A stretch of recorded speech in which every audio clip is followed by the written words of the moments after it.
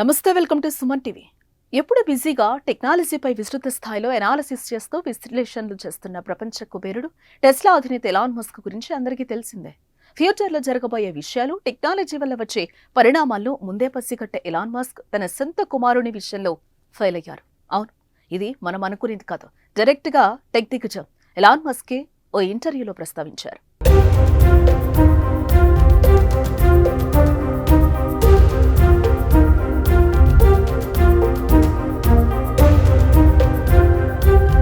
Corona virus వ్యాప్తి సమయంలో 4 ఏళ్ల కిందట లింగమార్పిడి చేసుకుని ఆమెగా మారిన ఎలాన్ మస్క్ కుమారుడు అందుకు అనుగుణంగా పేరును కూడా మార్చాలని న్యాయస్థానాన్ని ఆశ్రయించారు.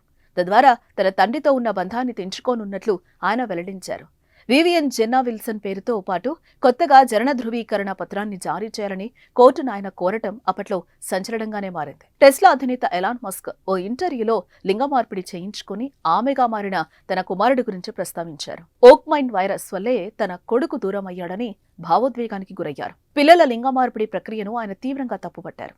తనను మభ్యపెట్టి లింగమార్పిడి శస్త్రచికిత్స కోసం సంతకం చేయించారని మస్క్ తెలిపారు.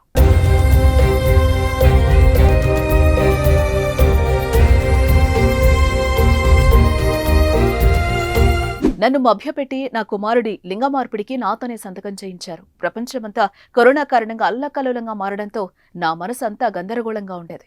లింగమార్పిడి జరగకపోతే ఆత్మహత్య చేసుకునే ప్రమాదం ఉందని చెప్పారు. ముందు నుంచే వాస్తవాలు దాచిపెట్టారు. ఇది ఓ రకంగా స్టెరిలైజేషన్ లాంటిదని, ఇది చాలా దుర్మార్గమని, దీనిని ప్రోత్సహిస్తున్న వారిని జైలుకు పంపాలని మస్క్ తీవ్ర ఆగ్రహం వ్యక్తం చేశారు. ఓక్ మైండ్ వైరస్ వల్లే కుమారుడు తనకు దూరమయ్యాడని ఆవేదనకు గురయ్యారు. సామాజిక సమస్యలపై అతిగా స్పందించడం అనే ఉద్దేశంతో ఓక్ మైండ్ వైరస్ అనే పదాన్ని మస్క్ ఉపయోగించారు. తన మాజీ భార్య జస్టిన్ విల్సన్తో 2008లో మస్క్ విడాకులు తీసుకోగా ఈ దంపతులకు జేవియర్ అలెగ్జాండర్ గ్రిప్పిన్ అనే 2 కుమారులున్నారు. వీరిలో జేవియర్ 4 ఏళ్ల కిందట లింగమార్పిడితో అమ్మాయిగా మారారు.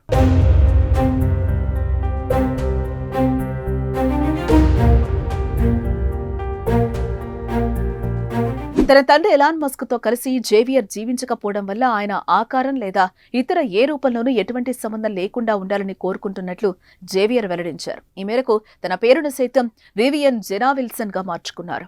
అయితే ఇదంతా అతడు టీనేజ్ లో ఉండగానే ఇలా జరిగింది. అయితే జేవియర్ నిర్ణయంపై గతంలో ఎలాన్ మస్క్ స్పందిస్తూ లింగ మార్పిడి హక్కులను పరిమితం చేసే చట్టాలకు మద్దతిస్తున్న రిపబ్లికన్ పార్టీకి తాను మద్దతిస్తున్నట్లుగా వెల్లడించారు. దీనికి ముందు 2020లోనూ ఇదే అంశంపై ఎలాన్ మస్క్ ట్వీట్ చేస్తూ ట్రాన్స్జెండర్లకు తన పూర్తి మద్దతుంటుందని తెలిపారు.